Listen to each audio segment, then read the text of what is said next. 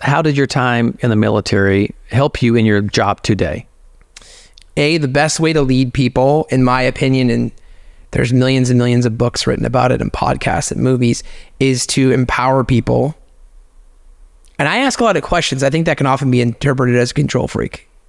People probably would tell you that I am. But I also let people do their thing. And then I try really hard to ask questions. But the other thing, the most important thing I learned in that time was, if you can't do it, you can't ask somebody to do it. Hands up, heads down, shake it off, turn around. We're kicking dirt, we're gaining ground. We do it right, do the here right now. Patrick Christopher Humana, what's your title? Regional Vice President. Patrick Kasten, welcome to Super TRUEper. Thank you for having me, Scott. Excited to be here. I like to give people nicknames. And so I was thinking with your Patrick Christopher Casten. Oh, does anybody call you Patty Cat? I have not had Patty Cat. I've got some nicknames in my day and got a couple funny stories about some nicknames, but never Patty Cat. I don't know why that came, but it might be Patty Cat from now on. But friends, we were talking about this earlier. Friends of yours, sort of north of the Mason-Dixon line that you maybe grew up with, call you Pat. Yeah. And everybody else calls you Patrick. Absolutely. Or even in the business, I meet somebody in New York City, instantly Pat. It's funny. It's like the way the river rolls is how my name gets shortened or lengthened, and I'll go home with maybe a friend, and they'll like, Patrick, and my friend's like, ooh, Patrick, oh, Patrick's here, fancy man, leaves the town, and now he's Patrick. So we get a big kick out of that at home. That's funny. I wonder if there's just so many more Catholics and Irish Catholics in the Northeast that's natural for them to have. There's so many Patricks. Yeah. That you're just Pat. Absolutely. Yeah. I mean, I know quite a few Patricks, and, obviously come from a predominantly Catholic area. I always laugh too, because you find all these Notre Dame fans everywhere you go, and no one ever went to Notre Dame. No one even been to Indiana, but I think it's like kind of that default Irish Catholic, or in my case, Italian Catholics. We just love to root for the Irish. So there's some similarities there. I grew up in Alabama. I did not go to the University of Alabama. I'm a big Alabama fan. I think they call us sometimes sidewalk alumni. Sure. Like, we just walked by the school, but we didn't go. But when you grew up in Alabama, you root for Alabama or Auburn. Of course. Alabama was good in the 70s, which is kind of when I grew up. So you kind of just defaulted to either the good team or who your parents liked. And my dad was a big Alabama fan, so all my friends were Alabama fans. Same thing with Notre Dame. Like, they didn't go to Notre Dame, but you feel an affinity towards the school. And I don't know how to say this nicely, I'm anti Notre Dame, but I've watched more Notre Dame games than most Notre Dame fans. In fact, I recollect watching Channel 6, NBC, Ron Paulus, the next Joe Montana, the savior, and watching him play. And my brother fell in love with Notre Dame. To this day, I will, every Saturday morning, tell him that the mascot of the opposing team is who I'm rooting for. So like Saturday morning, I was like, go Trojans. And he tells me how much he loves that. But I'll watch with him. I love watching Notre Dame games. I love the tradition and the history of the sport in college football, but especially Notre Dame. There's something about it. It's, we just had this conversation with someone, I don't know who it was, a recent podcast. It might have been Michael Goldman, sort of about the tribalistic nature of our country and how it's the worst version of rivalries, like an Alabama and an Auburn rivalry. Like, I relish the fact that Auburn fans want Alabama to lose. Yeah. Not all, but most do, and I love it. It's a fan. You're a fan. It's not serious. Mm-hmm. But we're not going to go there. We're going to stay positive right now. Yeah, absolutely. We're not going to talk about tribalistic societies. So it's interesting. There might be some new listeners to Super TRUEper. It's an interesting concept, I think, that we have, that it's just for the True Network, really. I mean, some people might stumble in to listen to this. Sure. But it's really, whether it be a strategic partner like yourself or Humana, or a member. Adrian Jansen has been by. Who's another member who have we done that's a member? Ryan and Dylan from Renewal. It's really just to get to know people. It's not about, and we're not trying to be Joe Rogan or attract these, millions of viewers. But it's remarkable how many people are listening to this in our network. It's been really cool. So Yeah. we want to know about you. So I'm going to ask you a bunch of questions about Patty Cat. You don't want me to give you any conspiracy theories to get on Rogan? Well, we can do that. Listen, if that's your personality and we want to talk conspiracy theory, I'm here for it. So I'm a conspiracy theory fan, but I don't believe any of them. I'm just fascinated that what they are and the story behind them, but I don't believe any of them. So I always tell people I love conspiracy theories, and then they pause for a moment, like, tell me more. And then I'm like, but I don't believe any of them. So then they laugh. Well, I'm going to surprise you. I probably believe in a few. And I've said this before, and probably to friends, not on the podcast, but this is why I'm not going down the rabbit hole, because, and this is for real, I'm being for real when I say this, there are some conspiracy theories that are true. I don't exactly know which ones. Sure. But some of them over the years have been proven to be true, right? Yeah. So if one of them is true, and let's just say it's a one where you're like, there's no way that's true. I refuse to believe that's true. And then you're like, oh, snap. That one was true. Then you look at every one and you're like, well, if that was true, why can't this one be true? Yeah. And then before you know it, you're like Alex Jones and you're completely insane because you believe all of them. Yeah. So I kind of like you. I kind of like them. I'm open-minded that some of them are probably true. Sure. But I refuse to let myself go down that rabbit hole. I'm with you. And they're not going to do it. There are plenty of time to do so. There's plenty of mediums to do so as well, right?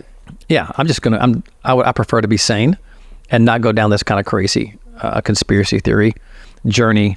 Matter of fact, I can feel my brain going there right now. So we're going to, all right, Patty Cat.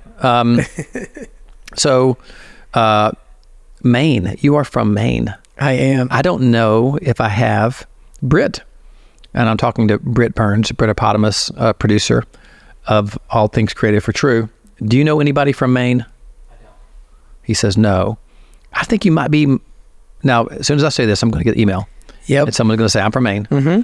But right now, I think you're the only person other than Stephen King that I know is from Maine.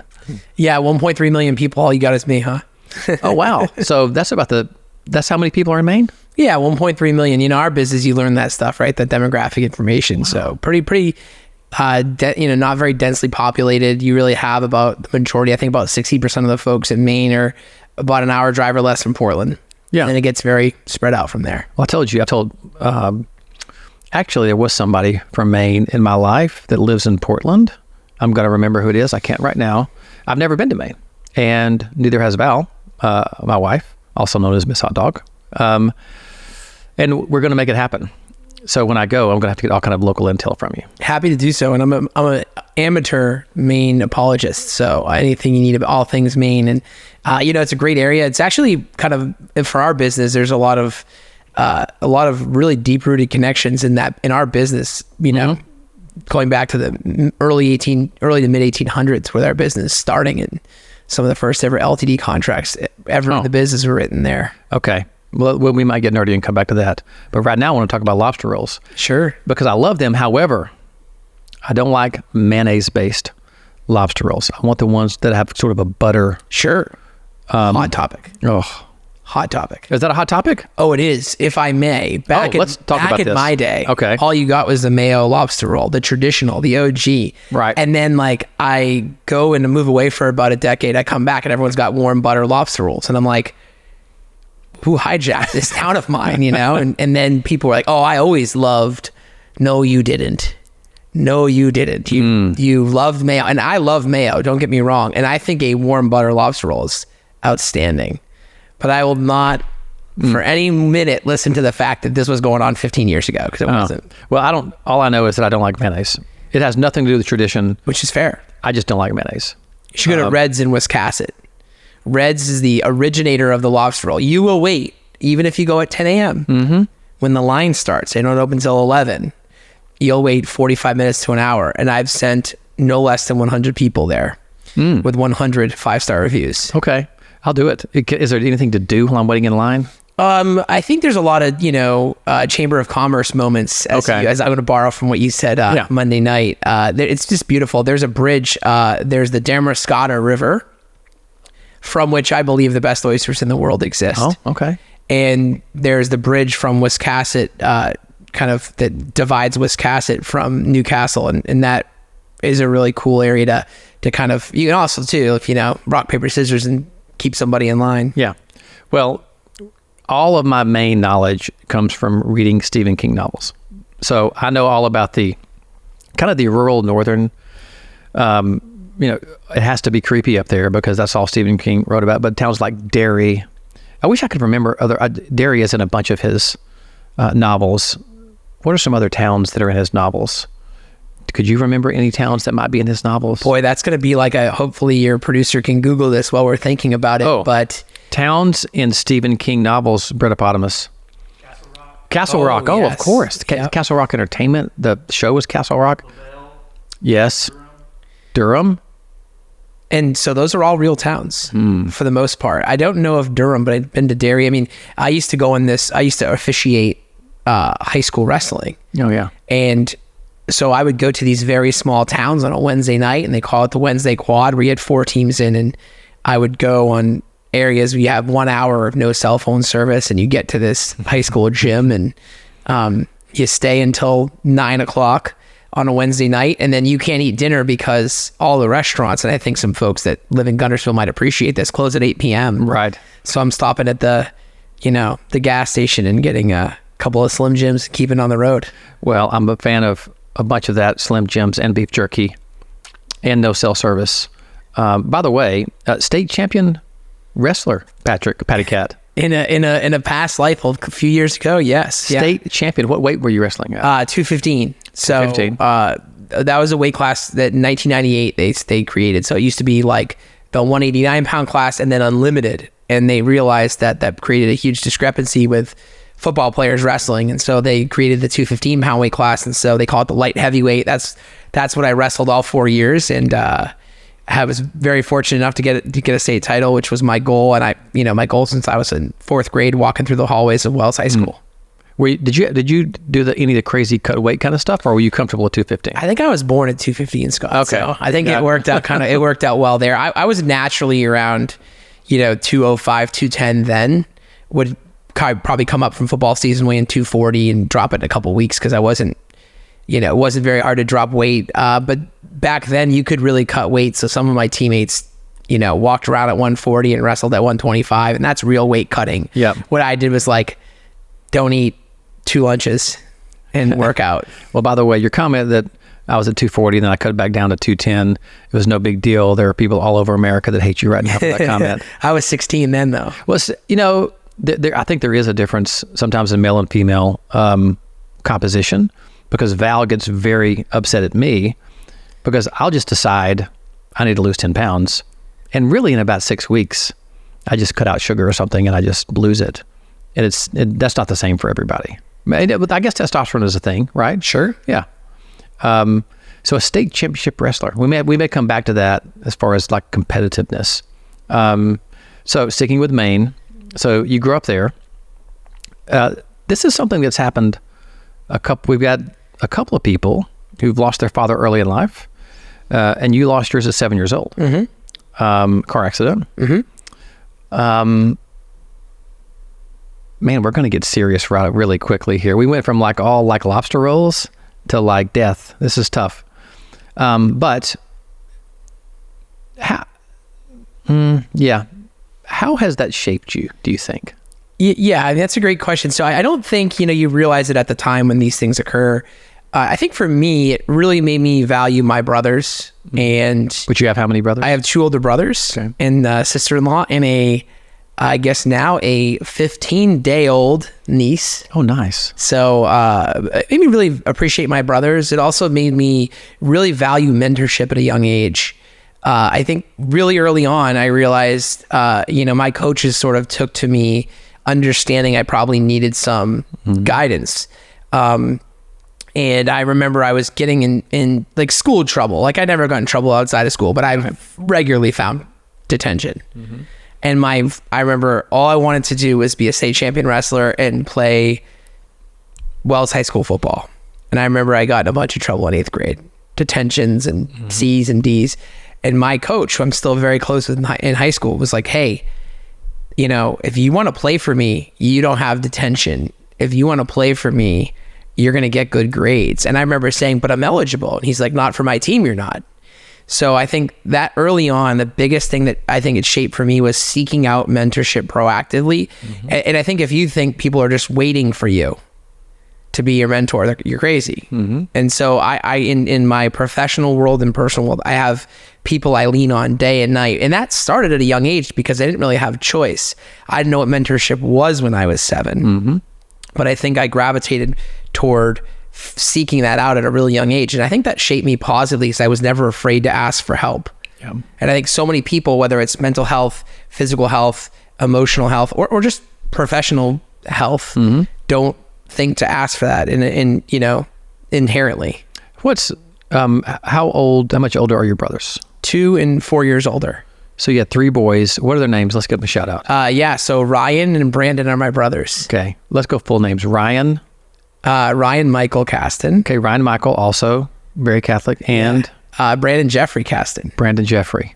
And are they in Maine? Where do they live now? So Ryan lives with me in sunny Maryland. Yes. And then Brandon, his wife Yawadi, and our niece May live in St. Pete, Florida. What's the nationality of Yawadi?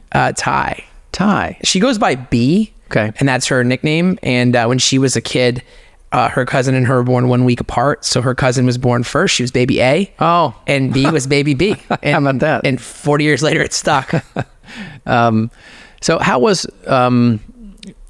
so you had a shared experience as young boys, so 7, 9, 11, so, you know, like losing your father. Was that...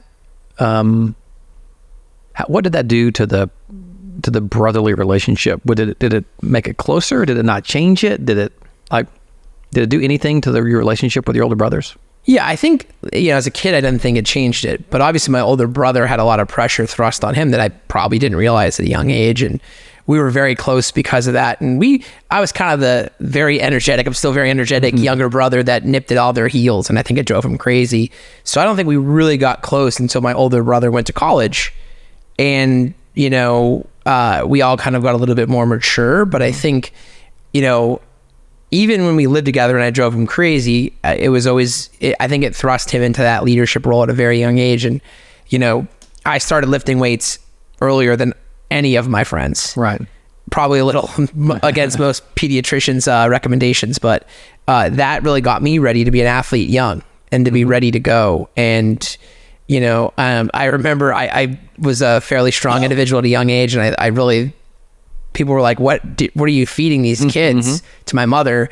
But we were in the weight room. I was in the weight room when I was 12. Right. And so like my brother, I think he had a lot thrust upon him in that leadership role. Maybe I didn't appreciate it at the time. I certainly do now. And now, you know, I talk to both my brothers every day. Even when I'm traveling, I call my brother that I live with every single day and talk to my brothers every day. So we're very close. That's really, really cool. My brother Michael is 7 years and 11 months younger. So a big age difference. And, you know, probably my best friend now. Shout out to Val Hot Dog. She's my real best friend. But outside of my wife, Michael and I talk very frequently. But, you know, I was so selfish. You know, when I'm 16 and he's 8, you know, at 16, you're kind of doing your own thing and you're in your own world. And by nature, teenagers are selfish. Sure. So it wasn't until probably post-college that we became very, very close. It takes a while. It does. So tight family, love the names. You were a very good football player. Yeah. Football was my first love. I'd say wrestling was my passion project that I use as a vehicle to get better. You know, to get better at football as a defensive lineman. But I played, you know, third grade through college, you know, officiated both sports after as recently as probably 2 years ago, was involved. That sounds terrible. Wrestling officiating is terrible. Football is awesome. You're like, hey man, I threw a flag. I don't know what I did. What do you got? We're good. Wrestling, you're out there by yourself with people that don't understand the rules. And probably the only chance a 105-pound, your 18-year-old man will be good at anything. So their parents are pretty passionate. Oh, parents. Yeah, all parents. It's the worst. I've only coached youth league stuff. This is the true story, was coaching 5, 6, and 7-year-old flag football, 5 through 7. And we had our first game. and a dad came up to me, and everybody's just sort of, we had a great time. We're talking, chatting. He said, "Hey, let me talk to you." He said, "What's my son's role on the team going to be?" And I laughed. I literally was like, "Oh, you're being serious right now." And he said, "Yeah, well, I noticed, you probably had 3 kids play quarterback, and my son didn't play. I'm just curious, what's his role going to be?" I was like, "Man, his role is going to be to have fun and hopefully fall in love with the sport." Yeah. Full stop. Like I said, you might have noticed my son played center the whole game. We're going to rotate everybody around. Everybody's going to get their chance to play, but this is for fun. But I'll never forget that what like a stereotypical parent that's a 6-year-old is like, what's my son's role? Yeah. And that's just magnified. When you get to be a 14 or 15-year-old competitive player, it just, if you're a parent and you're listening and you yell at referees, just stop that, please. I know, right? Or yell at your just don't even say anything to your kid. Yeah, I had so many stories. I'll give you one of my favorite. So, being in the business, being in Portland, Maine, I knew a lot of the brokers like yourself, and I know everybody, right? It's a small community, and I'm officiating the number 1 versus the number 2 team in the state. And kid does a punt return and stops himself and puts his hands up, and the kid crosses his face and falls down. It's not a penalty. The book tells you a kid does that, you should encourage him and say, "Great work." We run, the kid goes for a touchdown, of course, on my missed call. Right. And I remember I get back to the position, and we're about to do kickoff, and I see a gentleman in a full suit sprint a 200 meter to come yell at me, and he's screaming behind me. And the whole time I'm thinking, you just ran 200 meters in a suit to zing me. Good on you. Like, for not tearing your suit like your buddy from the Secret Service, right? Yeah. But at what point in the sprint are you like, I'm committed to this? Yes. I'm going to go and I'm going to get that ref. And I actually do think parents should not say anything. If you know the rules, shut it out. I love getting booed. I love Pro Wrestling Guy at heart. Feel free to boo me.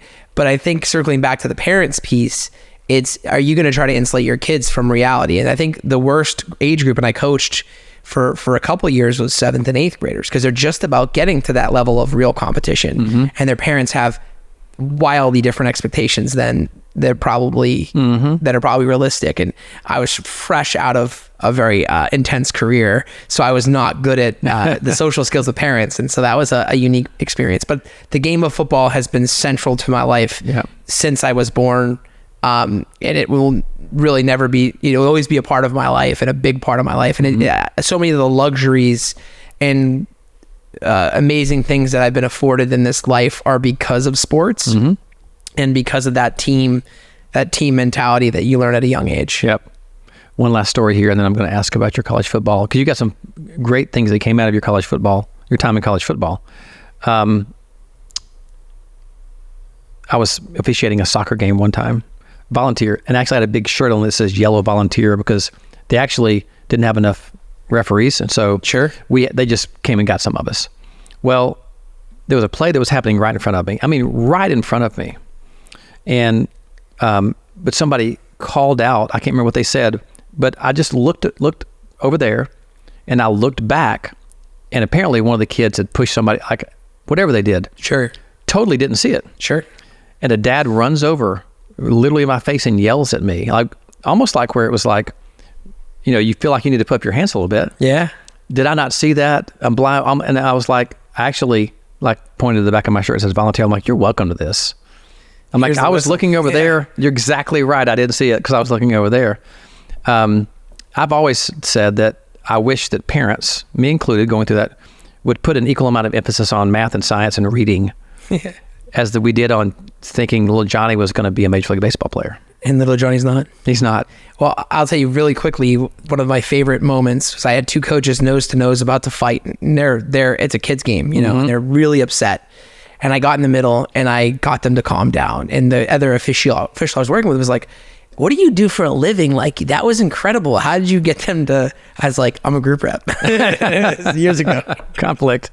Can I tell you, this is just a story. 2 weeks ago in Tuscaloosa, no more than that. It was Alabama, Texas, first game of the season. Sure. My uncle comes to town with my cousin. Shout out Uncle Tommy and Blake. They'll never hear this, but shout out. I'm guessing Blake's 30 ish now. My Uncle Tommy's 9 years older than me. He was like my older brother growing up. Had a weird childhood, but he was my uncle, but like my older brother. Sure. He now lives in Austin, Texas. They both do. And so they come with some of their Texas buddies. They're still Alabama fans, but there's some people, and there's people all over Tuscaloosa with burnt orange everywhere. They traveled really well. And some guys came in, not with us, but they were just very loud and obnoxious Texas fans. Well, you get alcohol involved, and these students, I guess they were students, they're jawing, but it's kind of jovial. Sure. Well, one of them stays around, and he's talking to my uncle, and I hear my uncle say behind me, like, hey, man, listen, just take that somewhere else. We're not interested in it right now. And out of my hand, all of a sudden, all I see is my uncle almost jump on this guy's back, and he's a big guy. And I don't know what's going on, but I jump in real quick and separate them, and then another friend comes over and gets between them. And I have no idea what happened, except my uncle is mad. And my uncle's 62, right? A little over scrapping. He was a scrapper growing up too. But I turned to the guy and I said, hey man, what's your name? And he said, Jason. And I said, no, your first and your last name. And he said his full name. And I was like, listen, I'm off duty right now. But if you'd like me to go outside and get some fellas, we can come back in and why would you want to cause a scene like that in here? So I just totally pretended to be an off-duty policeman, which it diffused the situation. And I only think about that story because you just said you diffused the situation. Sure. Because afterwards, Val, which was behind me, scared to death, were like, what were you saying to that guy? Like, because all he said, after I said that, all he said was, I'm sorry, sir. Like, I apologize.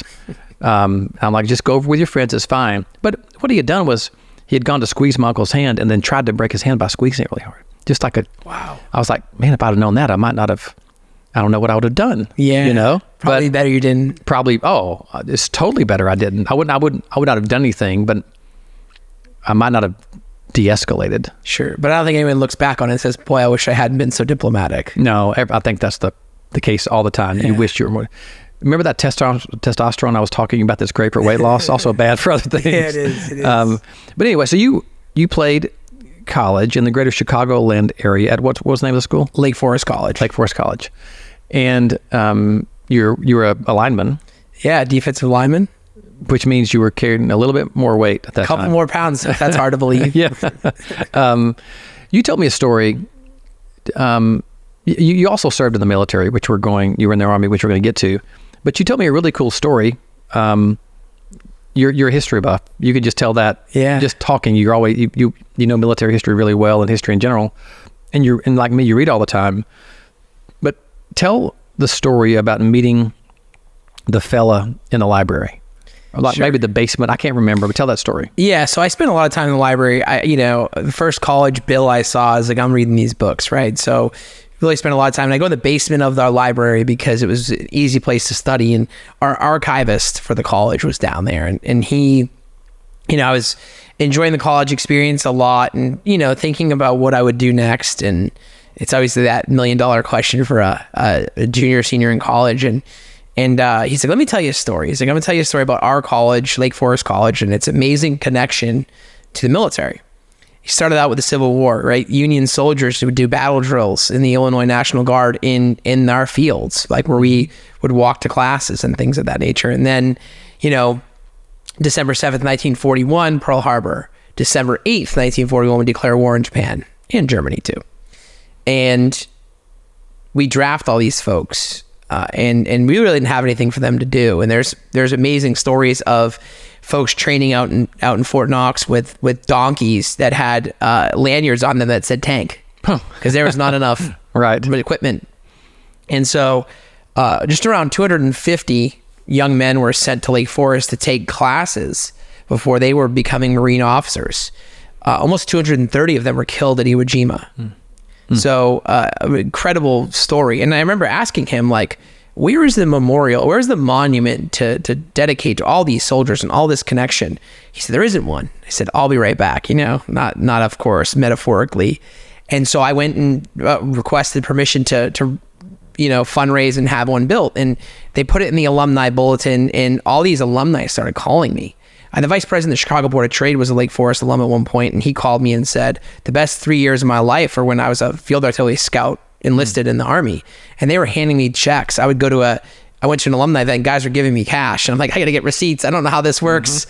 And so we raised nearly $20,000 to have a veterans memorial raised. And that stuck to me, the citizen soldier, which is very much in the history of our country, right? You show up for a couple of years, you serve, and then you go live a life, or you lived a life, you serve, and you go back to that life.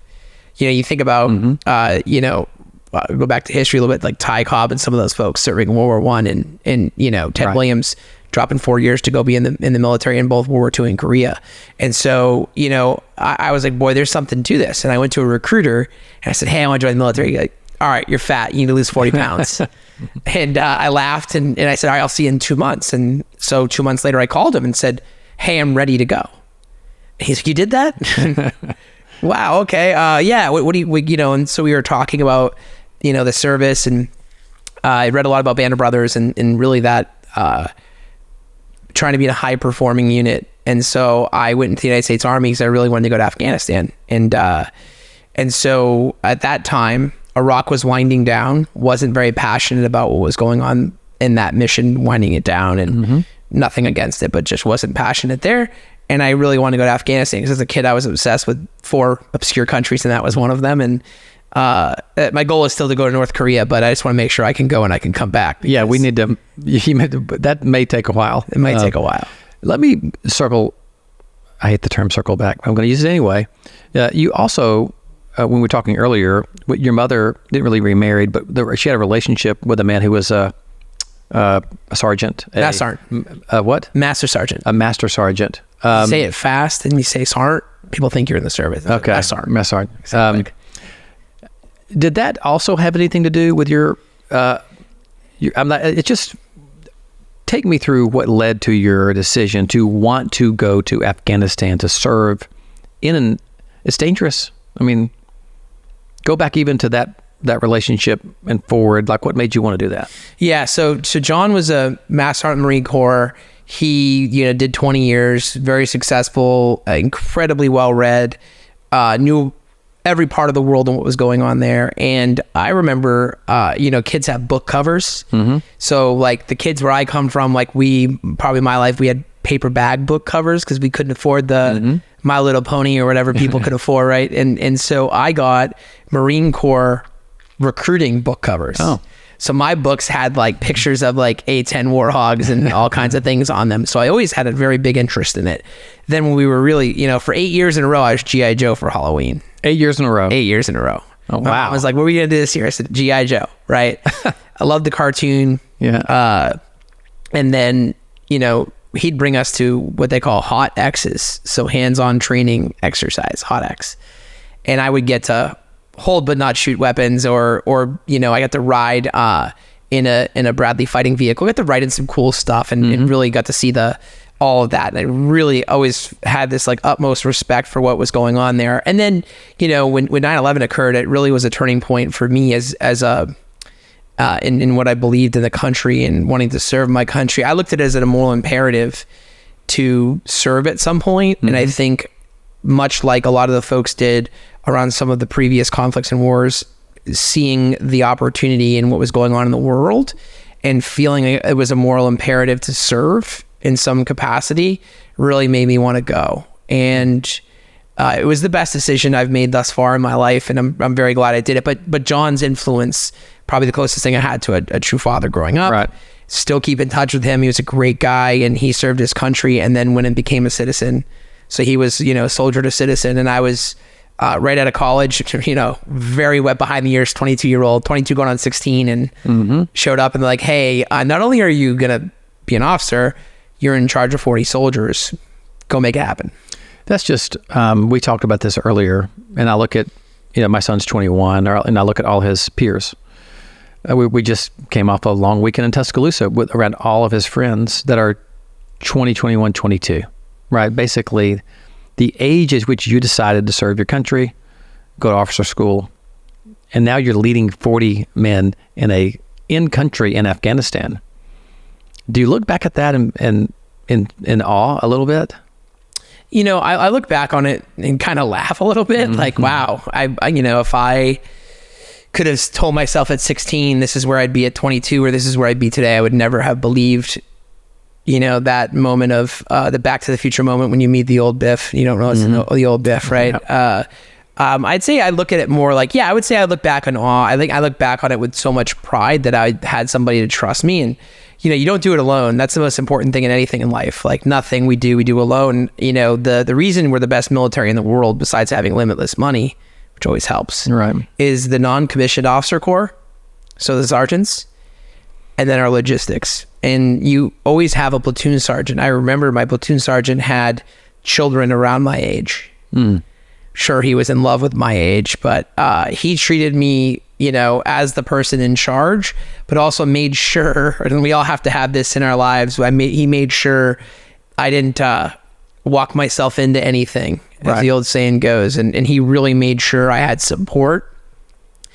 But at the end of the day, it's on you as the officer. You either want to, they're not going to say, oh, but your sergeant told you to. That's not really how it works. So I really leaned on him for that professional development, and that helped a lot. But I do look back on it thinking, wow, they gave me the keys to the castle at a very young age. But that's really part of, if you look at any time in our history, that's a really big part of forcing 22-year-olds to work harder than they should. I want to make sure I ask these questions respectfully, because I think for those people who have not served, it's really hard to put yourself in your shoes, mentally especially, but actually seeing combat, right? Real bullets, real suicide bombers, real, missiles coming at you at 22. I don't know any way to ask it, but what is that like?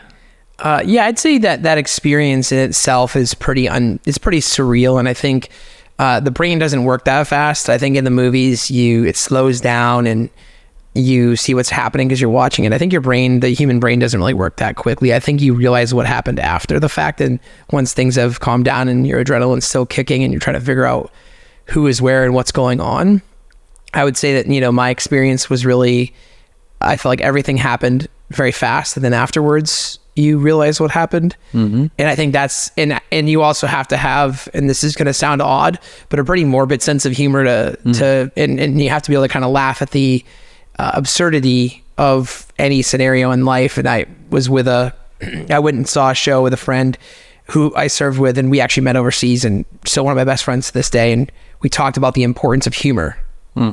Might not sound like it, but it's sort of like, okay, what just happened? And then to stay sane, you laugh.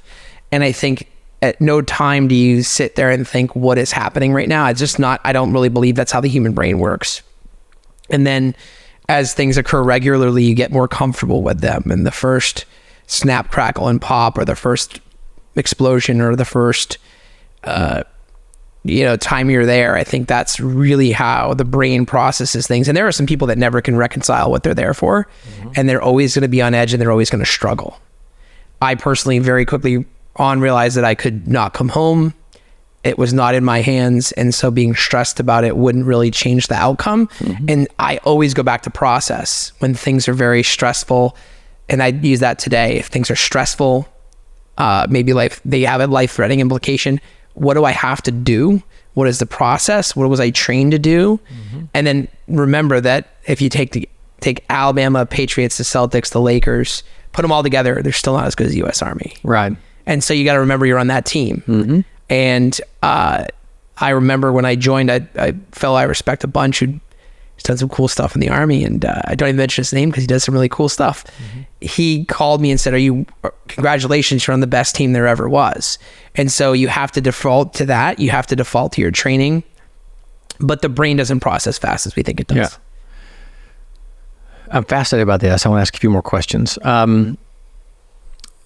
The bond that you have with soldiers when you're in country, when you're actually there, what's that like? How's that different? I'm assuming you have some really, really close friends still from that, 9 months of your life that you were there. And I say this for a couple. I think people that we complain so much in society. I mean, everybody's complaining about everything, and we have it so good, and I say collectively, that as Americans, that just to be born here is a blessing. Agreed. we complain about some things that maybe aren't as important. When you're like, actually, every day you wake up, you could go out and someone could die. So with all that said, what are those relationships like, and maybe how are they different than normal relationships? Yeah, so I would say that like my best few friends are still the folks that I served. There was a nucleus of us lieutenants that we got back, and thinking about it now, 4 or 5 of us lived in the same roof for 12 very fun months. And our colonel used to talk about the lieutenant house and who's going to the lieutenant house this weekend. We had a really good time, but immensely close to them. Still see them a couple times a year. 2 of them live very close to me in DC, so I see them basically every weekend. Then I'm home and we're all free. But I'll go back to, there's like a very logistical reason why you're close. You spend every minute together. Mm-hmm. Like, you know, Britt's hanging out. We all go home at the end of the day. There's right. No going home. And, you know, maybe you spend a bunch of time with somebody, and this might be relatable. To anyone, is that you feel like the person maybe have told you the same story 2-3 times and you don't want to stop them because you've heard the story. Multiply that by 10. I mean, I know everything about everybody. I knew stuff about people's families that I'd never met them.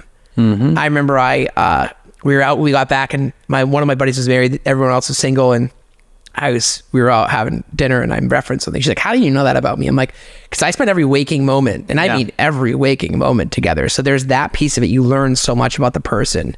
You understand their entire biography. You could be their autobiographer if you wanted to, or their biographer rather, if you wanted to. And so there's that piece of it. But I think also it's just a mutual understanding of, you'll do whatever it takes, and you understand that it's bigger than you. And you understand that you're part of a shared goal, and that a lot's going to be asked of you with minimal or no recognition for that. And so when you can kind of have that, and then the other thing too is, like, when I was in college, the football players I hung out with and I'm still friends with today were good students. Mm-hmm. And then when I got into the service, I hung out with other, what I thought to be high performing officers that did the right things on their social time, worked out really hard, were really good at what they did. So I think those couple of things, I felt like we were in a very elite group of friends. And I look back on what we all do now. I've got a friend that's in the Maryland House of Representatives, pretty high up. You know, I've got a friend that's running a startup, shout out Home Run Dugout in Houston. Mm-hmm. If you ever heard of that, it's like Top Golf, but for baseball. Oh, cool. My buddy's working with some other veterans that started that as a startup, and he's running their Houston location. So Home Run Dugout, please go. Yep. But, you know, seeing my friends like run startups and run businesses, and that's all because we really all came back to those same core beliefs. And we met downrange, as we say, and that had a big impact on the bond. I mean, I can meet a total stranger, and when they're in the same, even if it was different years, you just really have that you understand what was asked of them without having to ask them what was asked of them. And then you also understand that they, at some point in their life, said yes to total strangers. Right. You know, it's hearing that around shared experience. I think that's why you and I probably both like sports teams as well. You don't have the life and death situation, which I think probably brings you even closer together in the military. But in sports teams, you have a shared experience, you have a common goal. You may suffer a little bit. I mean, you're exercising together and running and all that kind of good stuff. But I wish that we could all have those experiences. We were talking earlier sort of about, there's a lot said about race today. And I was lucky growing up where my mother was sort of championed in the deep South. You saw where I grew up too, right? You can't get much more southern than the trailer in that little area where I lived. She was always, I was just raised to be loving and kind to everybody. But even like on my college basketball team, my freshman year, I had 3 black roommates. We had a shared experience. Stay up all night talking. You know, we didn't go home, right? You went, not the same thing, but whether it's a team or military experience, I wish everybody could have that shared experience with other people that were different than them, whether it be race or gender or whatever, sex. That's so powerful to get to know somebody on a level where you hear, because people get really vulnerable and they tell you what they went through and what was sad and what makes them angry and experiences they've had. and you get to sort of feel like you walked a mile in their shoes. I'm guessing that's just amplified when you're in the service. Yeah, absolutely. I would say though, to caveat, like I think you can have the same experience regardless of where you have it. And I think, I look back at so many different scenarios in which I've like got comfortable in team environments. So I think the time you spend together deployed is different, but the time you spend in training, probably just as big of a bond. And so then I would also put the parallel to sports and really any shared experiences where I think people think, well, I've never been in the military, so none of my experiences are on the same par with my own. I don't necessarily believe that. I think you can really have the shared experience of putting yourself out of your comfort zone. Comfort zones are pretty narrow typically, right? And so getting out of your comfort zone is a good thing. And I meet so many people that are like, well, no one did what you did. Well, someone probably did more than I did. Yeah. Someone's going to do more than I did. Someone may have done more for their community without having ever served in the military. There are people that do things, I had a friend that passed away 2 summers ago tragically, but he did so much for his community. He never was in the military, but he would seek out any opportunity to improve his community, whether it was going to food shelters regularly, finding underprivileged kids resources for education and food.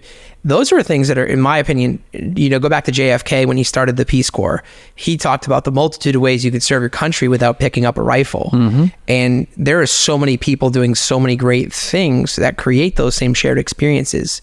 Shared experiences to me are like you go and find somebody, like I met people I never would have ever met in a million years. I remember meeting people from, I met Hamid Karzai, the president of Afghanistan. Probably wouldn't have met him if I wasn't in the Army. No, probably think so. not, Yeah.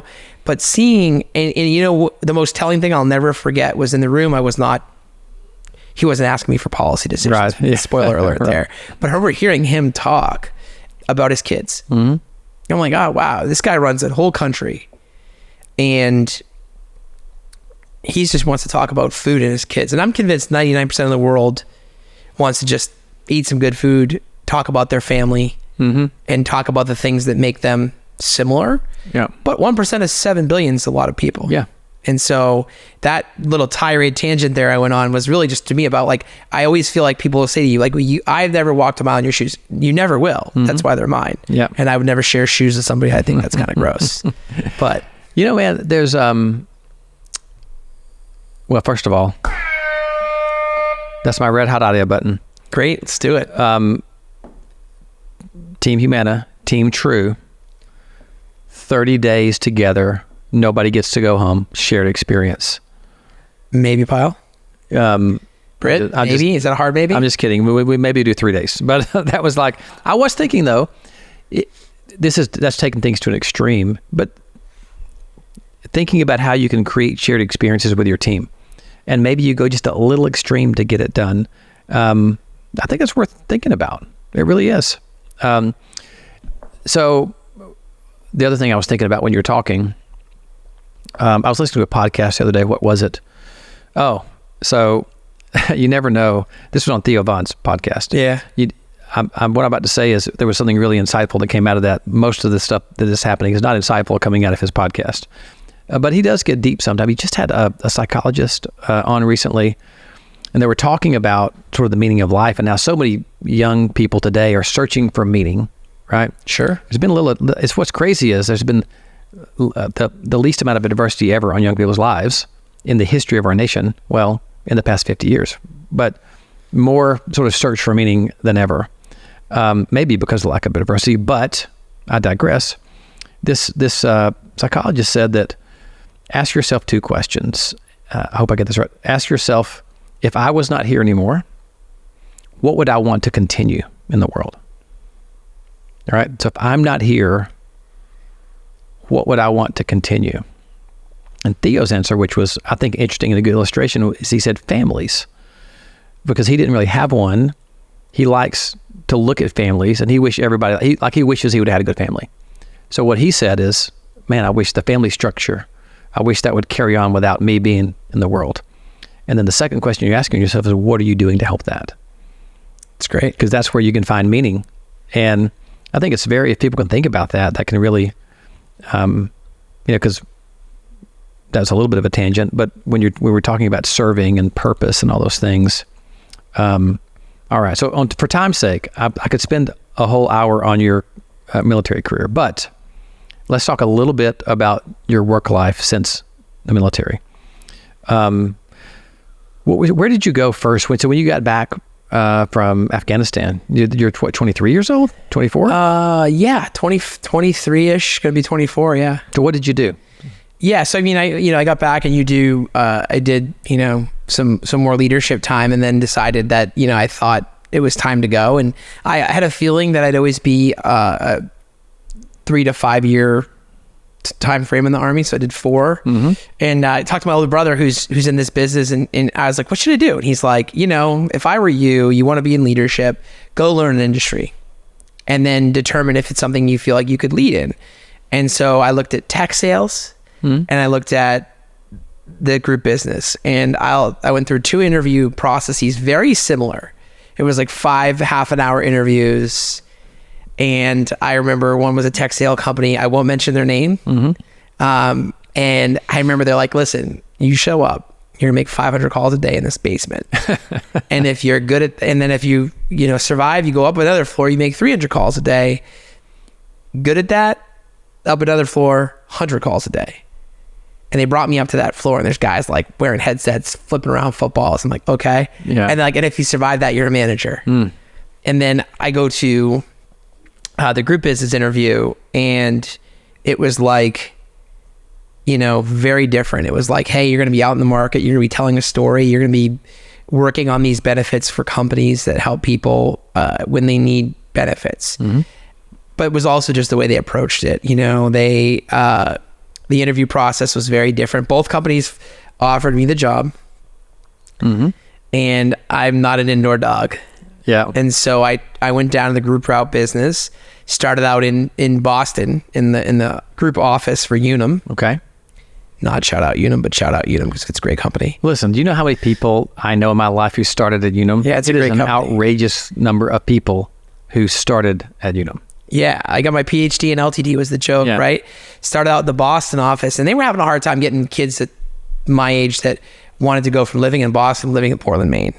Right. And so I remember I was living with my buddy, and I had said to him, like, total jinx moment. I'm like, I have not been in the same place for 12 months. Next month makes 12. Go to the next thought, like, hey, our Portland rep just quit. He wants to move back to Boston. You want to go to Portland, Maine? I was like, sure. He's like, you don't have to check with anybody? Like, nope, let's do it. So I go to Portland, Maine, worked in the Portland, Maine office, and then got recruited to another carrier, spent some time in Portland, and then had a house built in my hometown on 4 acres, the dream house with a lot. And again, I perpetuate my jinx one more time. I said to my buddy, I don't have anything to do, no projects. This place is just the way I want it. And my leader now, she's the head of sales at Humana, Haley Duran, calls me and says, hey, and this is a boss move, by the way, gets an RVP job on like a Tuesday, calls me like, hey, come move to DC and be my director like the next day, because she's the boss, and she's a great person to work for. And so the jinx continued. And so I moved down in 2020 down to DC and ran DC, Maryland, Virginia, North and South Carolina for Guardian. Had a great run. Shout out Guardian, great company. Shout out Unum, but highest shout out Humana. Yeah. But and then had the opportunity to come, and Haley said, hey, do you want to run Maine to South Carolina? I said, sure, that sounds like more states, let's do it. And I said, we had a very long conversation about the goals and what we were trying to build, and both the previous carriers I was at were very established, and everything was very set. It was like, hey, just grow by 10 to 15% a year. There's nothing wrong with that. But then like, hey, do you want to grow exponentially and really put your stamp on it and kind of a once in a career opportunity? And so I said, sure. But I don't want to move. And so I just bought a house, didn't put the jinx on. Right. But I didn't want to move. And so I stayed, and I've been with Humana for over 2 years. And I've got to meet folks like yourself. I've got to do things that I really don't think I would have got to do around product builds and state filings and talking to state regulators. They're like, who is this guy? And talking to outside counsels. Shout out outside counsels. How did, in all this, how did your time in the military help you in your job today? Yeah, there's no task that someone could put in front of me that I would say is it can't be achieved, can't be done. And if you just the sheer timing. I remember I'd leave my house Monday morning at 4 a.m. when I was in here in Colorado Springs, when I was stationed at Fort Carson. I'd leave my house at 4 a.m. Monday, and I would not know when I was getting home. That could be Thursday night, that could be Friday night. And worked. I remember I was dating a very nice gal, and she'd be like, "I want to have a double date on Friday." I said, "Well, I can't tell you when I'm going to be home." Mm-hmm. She's like, "That doesn't make any sense. You have a job. You should be able to know." And so I take that experience when I have something that needs to be done. So, like, I'll give you an example. Monday, we flew to Huntsville, 8 a.m. I knew what I had to do before that plane took off, because I can't rely on the Wi-Fi every time at 10,000 once we get past 10,000 feet. So I was up at 4, right? And so that experience really taught me, the best way to lead people, in my opinion, and there's millions and millions of books written about it and podcasts and movies, is to empower people. And I ask a lot of questions. I think that can often be interpreted as a control freak. People probably would tell you that I am, but I also let people do their thing. And then I try really hard to ask questions. But the other thing, the most important thing I learned in that time was, if you can't do it, you can't ask somebody to do it. So if I'm asking a member of my team to do something, I have to be able to do it and understand it myself. Yeah. And that is the biggest thing. In an airborne operation, the first person to jump out of the plane is a commanding general. That's the first person out the door. Oh, wow. And that's the mentality that the military has that I think good teams have.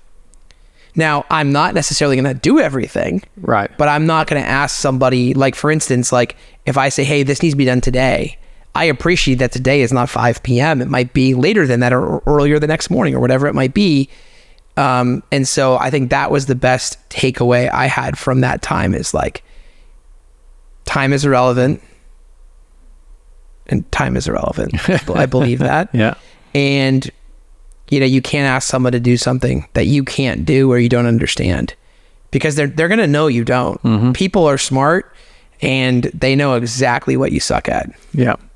And that is really insightful. Shout out to our military for instilling these good qualities.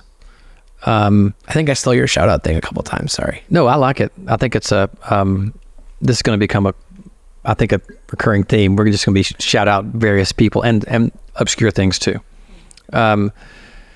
That's so cool. I found myself getting patriotic when you were saying that. And it wasn't a patriotic moment. It was just like, how cool is that you had the conviction that you felt while you were serving our country and leading people, that I have to be able to do it first. Or, I was really reflecting on my own leadership when we were talking about going, I may have to go back and study up on some stuff, because I think sometimes I get to a point where you get very comfortable saying, oh, I'm not very good at that. Let me just delegate that out. And I'm not saying these things aren't black and white, but I think having the ability, the knowledge, it's more around the commitment. I think when people see that you have a commitment to be really good at something, that they're more apt to follow you. It's very admirable, man. I'll tell you, so we launched Disability this summer, big project. Can I ask you a question? Of course. So I don't know if you've seen my Between True Firms. Love it. So have you seen, I don't know if you oh yeah, you saw them? No, I have not. I just know about Between Two Ferns. Oh, well, we did these parodies called Between True Firms. I love it. Where I'll show you some stuff here. We got some of the props here, but Chris Watt from Mishfoma was one of the first ones. And so I play myself like Zach Galifianakis. I love it. Your twin that we made a joke about in Oasis. Too many inside jokes here for the crowd. But I play myself, but kind of a bumbling version of myself, like he plays in Between Two Ferns. Sure. One of the funniest questions I ask, it's a little inappropriate, I'm going to say that, but it's actually not. It's just fun comedy. So I said, Chris, you sell benefits and insurance and disabilities. What's your favorite disability to sell to people? I have a good answer. But see, he didn't know any of the questions, so it was a fantastic moment because he didn't know that question was coming. But sure. But I still think that's one of the funniest questions I've asked. Listen, first of all, I have a disabled daughter. That Madeline is blind, or legally blind, almost totally blind. So I'm not saying that gives me the right to I'm not making fun of disabilities.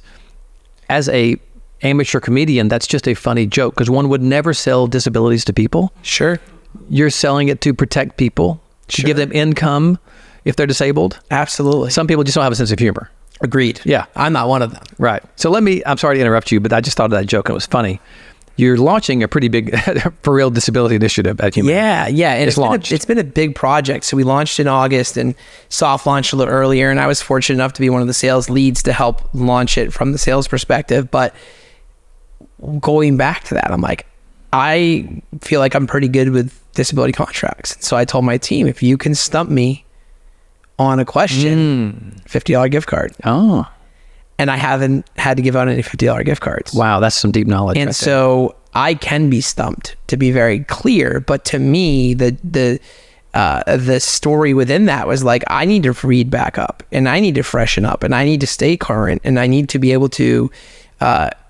I'll tell you what, we were doing a presentation 3 weeks ago, and the slides kicked off. The whole thing shut off, went end of slideshow, and I'm like, I don't need the slides, and I went through it. And I think my team appreciates that, and I hope they appreciate it because I wouldn't expect them to get up there if I don't understand what they're going to be presenting. So I couldn't help them either with positioning, coaching, or what they need to be successful. And so that to me all goes back to the lessons. And I worked for my current boss is the vice chief of staff of the Army today. Pretty good at what he does. Yeah. And I was telling a friend this weekend, it was a master class on middle management professionalism, working in that room with those field grade officers, those majors and colonels. And I remember, I always tell my team, there's 2 things you can do if you don't agree with what I ask you to do. Disagree, or if I ask you to do something, there's 2 things. You disagree or you do it. And I remember seeing how these guys could disagree with a very intimidating, very successful, and they'd be like, recommendation, sir.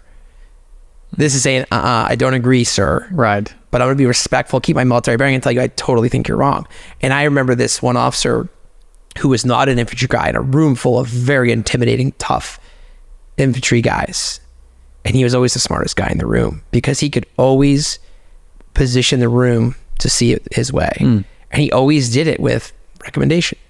So that like professionalism, that leadership masterclass I got every day as this 23-year-old that did not belong in the room. And when you were going to ask me about my name, I got a nickname in that room because I waffled when they said Patrick. Oh. So I was Lieutenant Starfish for 18 months. That stupid SpongeBob thing. Yes. Yeah. The Patrick on SpongeBob. Correct. That's funny.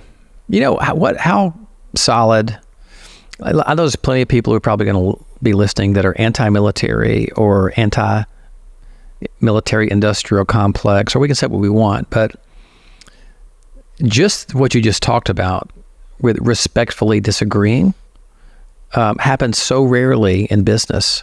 People are either scared because there's politics going on in the organization, or they're passive aggressive about it. Yeah. I'm guessing you're not afforded the luxury of being passive aggressive in the military. You're not, because anything that's interpreted as disrespect, then it bubbles up. It's no longer about what you. So the message I learned was like, if it becomes about were you respectful or not, because being passive aggressive is disrespectful. Yeah. Then it now goes down a road of who's got the rank, and so I think by being there's nothing to say you have to be aggressive as somebody that tends to lean towards being aggressive. Right. There's nothing to say you have to be, but you know, your body language can dictate. When I try to sense people's body language, I'll ask them like, hey, do you have any concerns there? And then I found that gets people's concerns out. Not everyone's mean, nor would they be. Be a lot less hairstylists in the world if there were. But I think people understanding that there's ways to, and as a leader, elicit responses to make sure we're not, you know, you're getting people to do it or disagree. I love that. There's also, I think, a natural inclination now to not respect leadership, you know, and just to say, like, to me, that's refreshing, right? For someone even to say to me, either do it or disagree. It's empowering, really. Scott Patterson and I were talking this morning about sort of team dynamics and team infrastructure and all these kind of things, both in our organization and others. And a question that we're thinking about floating to the team. Actually, Britt, he'll get a sneak peek at this. He can think about it. But it's Simon Sinek said this recently. One of his favorite interview questions is, hey, let's assume you're hired. What are the things that I need to be prepared for that we might struggle with 3 or 4, 5, 6 months from now? What are the things about you that I need to be ready for? Sure. Because he said, as people, if you ask them, what's your biggest weakness, you get a pat answer. But if you ask it in that way, people are much more apt to say, well, like if someone asked me that, I would probably say, I am incredibly stubborn. Boy, if I think I'm right, I really think I'm right. Sometimes it's hard for me to come off of that conviction. Well, there's probably 5 things I would say, right? But Scotty P and I said, you know what? I don't have any problem sharing that in a team context. Right. I'm comfortable with me. I think some people that aren't comfortable with themselves have a problem talking about, I'm afraid to show a weakness. Sure. Because it feels like a weakness. Yeah. Yeah. Patty Cat, our time has come to a close. So no disrespect to any other guest that I've had so far, but your life has been so interesting and different that we may have to have you back. We got a bunch of people to cycle through, but we didn't touch on a lot of stuff in your life that I would like to get to, if that's okay. I can talk for days. I can ask questions for days. We're a perfect match. I will say this, from the first time we met, and we actually, I think, met first at a Patriot event, not a True event. Correct. There's just some people that you see, and that listen, this is probably not correct, but it's the openness of your face, right? You're open, you're bright, you're expressive, you're not pretending. It was just very fun to meet you for the first time, and I wish somehow there was a way to dig into that and share it with the world, to say, just be approachable, just be yourself. Anyway, I've enjoyed. When's the first time I met you? When did we meet first? So we met in Nashville 2 summers ago for the Patriot Growth. I met just Stephen McNeil. Big shout out Stephen McNeil at Big Steve. EBLF, and was like, Stephen hey, McFly. I know what you guys are doing. I love it.